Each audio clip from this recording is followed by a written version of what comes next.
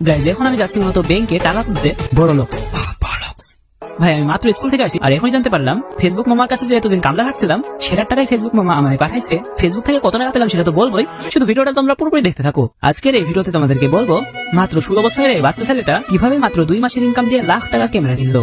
সবকিছু আজকের ভিডিওতে দেখাবো তোমাদের, এবং ভিডিও শেষে আরো একটা ইন্টারেস্টিং তথ্য তোমরা জানতে পারবে, তাই ভিডিওটা সম্পূর্ণ দেখতে থাকো। ওকে, সো প্রথমে আমি গেলাম আমার বড় ভাই প্লাস ফ্রেন্ড আশরাফুলের কাছে।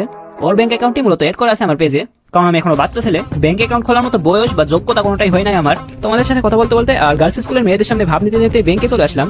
ব্যাংক থেকে বিকেল বেলা টাকা তুলে সন্ধ্যাবেলা চলে গেলাম চিল করতে, মানে খাওয়া দাওয়া করতে আর কি।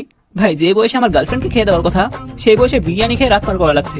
বন্ধুকে ট্রিট দিলাম 500 কোটি টাকা খরচ করে। তারপর রেস্টুরেন্ট থেকে বেরিয়ে রাজশাহীর সুন্দরতম রাস্তা দিয়ে রিক্সায় হাওয়া খাইতে খাইতে বাসায় চলে আসলাম, এবং পরের দিন সকালে রাজশাহী থেকে ঢাকা যাওয়ার উদ্দেশ্যে বেরিয়ে পড়লাম।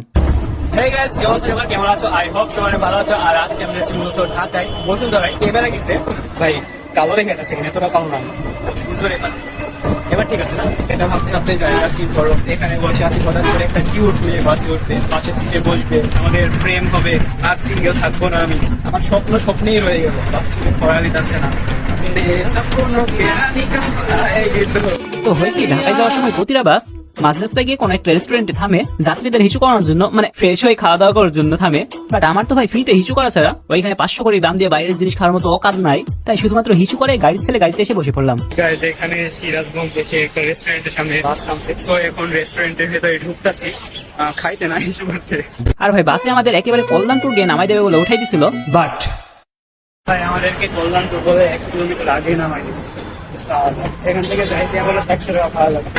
কি একটা স্ক্যাম চলতেছে, বেশিক্ষণ ব্লগ বানানো পসিবল হবে না হয়তো বা। টিকটকে ভাই মেয়েদের মতো আমাদেরকে একটাই চার্জ করে দিচ্ছি।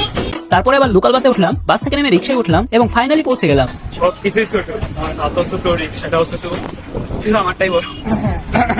এখানে একটা আন্টির বাসায় ছিলাম আমরা সারা রাত থেকে। পরের দিন চলে গেলাম বসুন্ধরায়। বসুন্ধরায় গিয়ে আমাদের ক্যামেরাটা একটুখানি খোঁজাখুঁজি করতে পেয়ে গেলাম বসুন্ধরা সিটি লেভেল 6 এ। দোকানের নাম বলবো না, কারণ তারা স্পন্সর করে নাই, এটা বলার জন্য আলাদা করে টাকা দেয় নাই। তো এই ছিল ভিডিও। আর আমি মূলত নিচ্ছি, এটা হলো M50 Mark II, এর সাথে ক্যাননের 50mm প্রাইম লেন্স নিচ্ছি। সর্বমোট আমার 90,000 মতো পড়ছে। এখনো গিম্বল কিনা লাগবে, গিম্বলে মেবি 30,000 মতো পড়বে। ওকে, সো আবার লেভেল 6 এসে গিম্বলটাও কিনে নিলাম 25,000 দিয়ে। সর্বমোট আমার 1,25,000 টাকা মতো খরচ হয়েছে। তো তারপরে আমি সেই দিনে ওইখান থেকে বাসায় চলে আসি। আর এই ক্যামেরাটা কিন্তু আমি আরো অনেক আগে কিনেছি, এবং রিসেন্টলি গতকালকে আমি ল্যাপটপ কিনেছি 70,000 দিয়ে। তবে সেটার কোনো ব্লগ করার সুযোগ হয়নি। ল্যাপটপ আমার অনেক দরকারই ছিল, কারণ ভিডিও এডিটিং এর কাজ করি আমি। ক্যামেরাটা কিনছিলাম আমার অন্য একটা পেজের ইনকাম দিয়ে, যেখানে 2 মাসের ভিতরে আমার $1100+, অর্থাৎ 1,20,000 টাকা মতো ইনকাম হয়ে গেছিল।